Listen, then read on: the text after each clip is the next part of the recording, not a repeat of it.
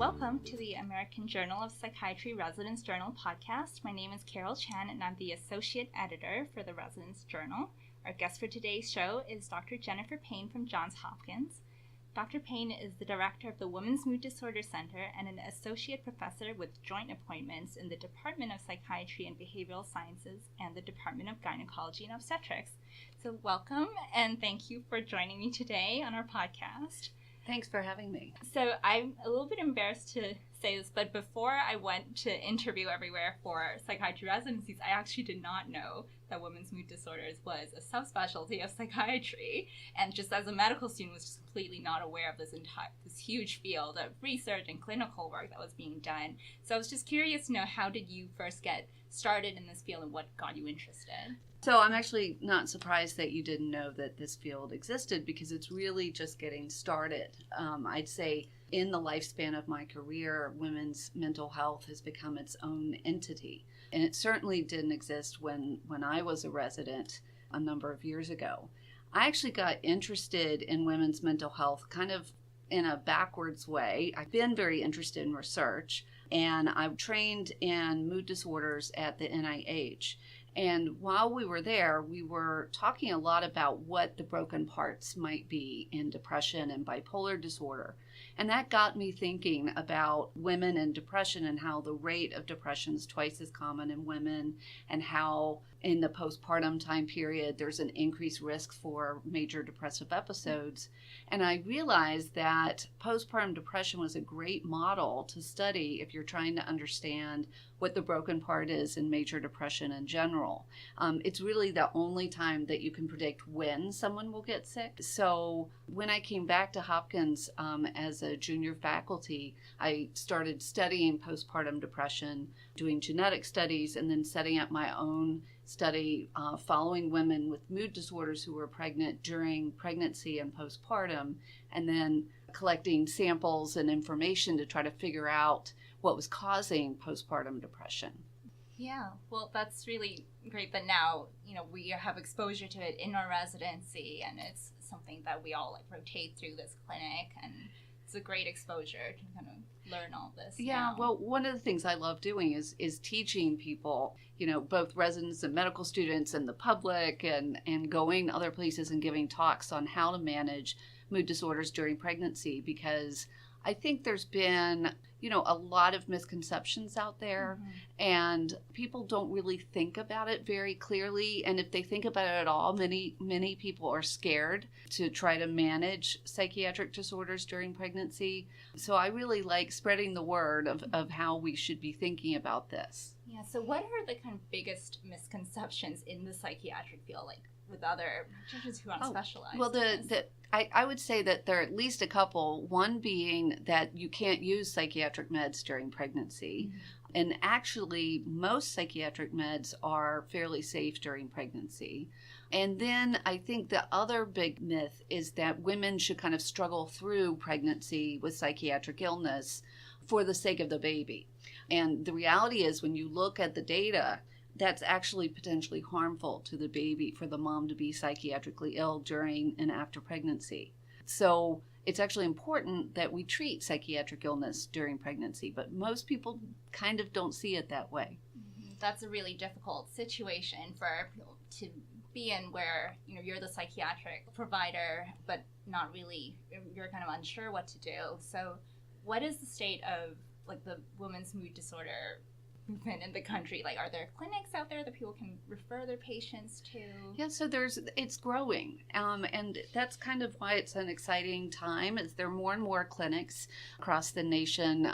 There's actually an inpatient unit at UNC now that is specifically dedicated to women who are pregnant and postpartum, and there's a national curriculum being developed. There is talk of making this an official subspecialty of psychiatry, and having tests and curriculum developed. So I think it's a really exciting time that people are starting to recognize that this is truly an area that requires some specialized knowledge and experience, and that it's something that we should be aware of and teaching and talking about. That's really exciting. I did not know about the inpatient unit. Is psychiatric care kind of integrated into OBGYN? Because I imagine a lot of for a lot of women, they might not even have primary care providers. Like the OBGYN is in many ways like women's only doctor for a very long time in their life. That's true. And so I would say there's a movement to start having psychiatrists in OB-GYN clinics. We actually have some people embedded in OB-GYN here once or twice a week. And I think that that's a very useful model because women are more likely to go to their OB-GYN appointments. And if they can go there and also see a psychiatrist or a therapist, that makes it a lot easier. Great. So we've talked a little bit about where the field is heading clinically. Research-wise, you mentioned something about genetics. Like, where do you see the field going in terms of research? Well, there are a couple of really exciting new findings, I would say. There's actually been, for the first time, a drug that was developed specifically for postpartum depression. So it's a synthetic version of allopregnanolone, and it's an infusion that can be given over the course of 3 days. And the studies have specifically looked at postpartum depression, and it's very exciting. It's about to be FDA approved and will be something that we can give in the hospital to women who are suffering from a severe postpartum depression. So that's a really exciting development. The other exciting area that I think is exciting because it has to do with some of my research is that we've identified 2 epigenetically modified biomarkers of postpartum depression that are able to predict who's going to be depressed in the postpartum time period with about 80% accuracy. So we're working on replicating that work right now. And if it replicates, we may be able to take blood during the course of pregnancy and predict who's at high risk. And then hopefully we'll be able to intervene before they develop the symptoms. So it would be the first time that we could actually prevent the onset of a psychiatric disorder. And I think that would be really exciting. Yeah, and as you said before, this is something that you can predict the onset much better than like major depressive disorder at other times of your life. And that's right. That's right. The other area that I think that has not received enough attention and is where I think research needs to go is there really are very few studies on exactly how to manage psychiatric disorders during pregnancy. So, for instance, we know that across the course of pregnancy that blood levels of most psychiatric medications drop. In neurology, the neurologists handle that by taking blood samples and measuring blood levels of medications, and then they prophylactically manage the dosing of their anti-seizure medications. We don't do that in psychiatry. We actually wait for women to get sick, and then we will change their dosing. I think there's a real question as to whether that's the appropriate way we should be managing psychiatric meds in pregnancy. So there's been a dearth of research on that, but that's kind of where I'd like to go with my future research. Yeah, I think that's right. And actually, I think that doesn't apply just to pregnancy and psychiatric. Almost it's just overall people seem to be more cautious. Like, for example, if someone thought someone was going to have a seizure, you'd be much more, I feel like people are more vigilant and they're more aggressive. Right, be more aggressive with the treatment. That's right. And they forget that psychotic mania is not very good for babies either.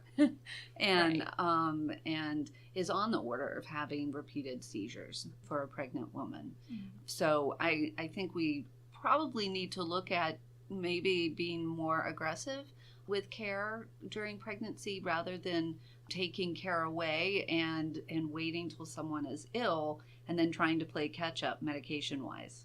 So one thing that I've noticed coming up time and time again in this clinic, especially when we do consults with women who are planning on getting pregnant or are pregnant and are currently experiencing psychiatric symptoms, is that there's a lot out there about what medications can do to the fetus, and there's just so much information out there. Your patient might Google something and all these articles about why you should not take your medications come up. Absolutely. I actually have a gift over there on my shelf from a patient of mine who was told to go off her antidepressant for pregnancy and then got very ill.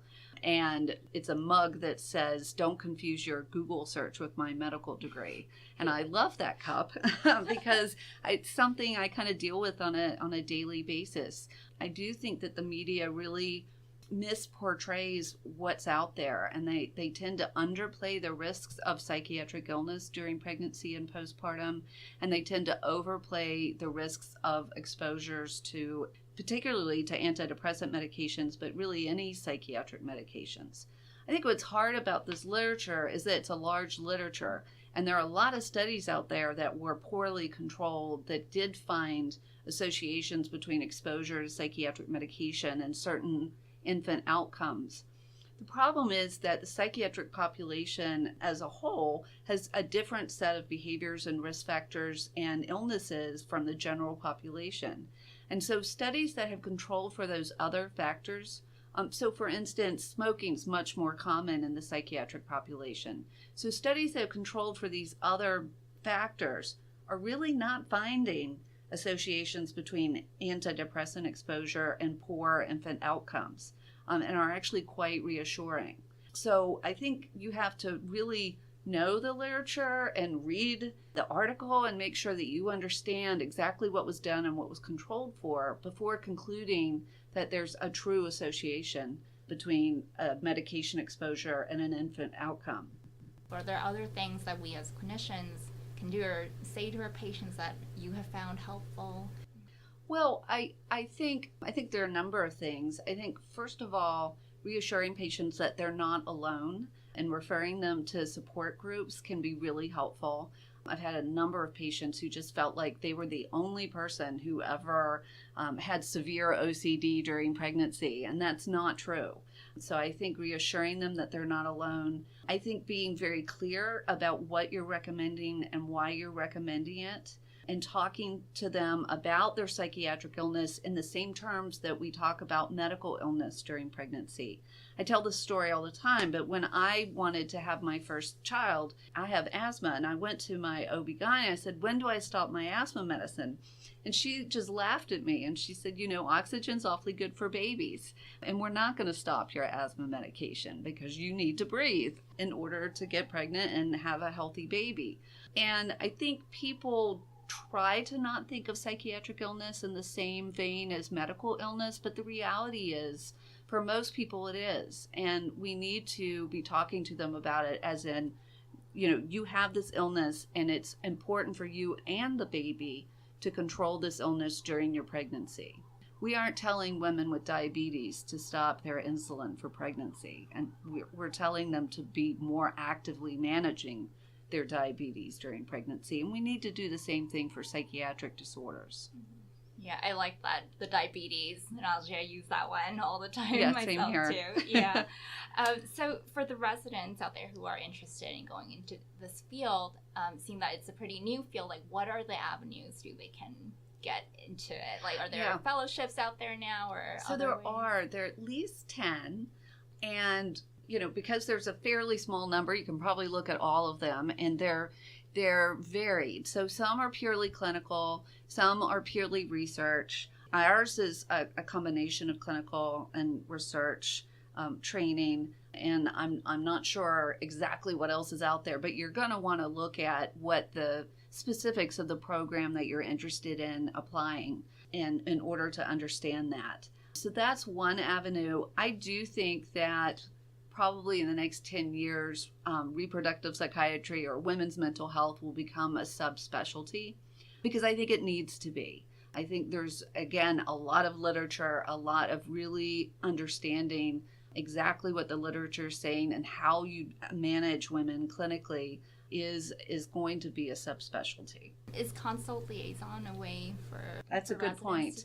Absolutely. So doing a standard consult liaison fellowship is a great way to do this. I would just recommend that if you think you're interested in women's mental health, that you make sure that the program you choose allows you to get that exposure, to either work with someone who's already doing it or specifically seek out opportunities to work in that area.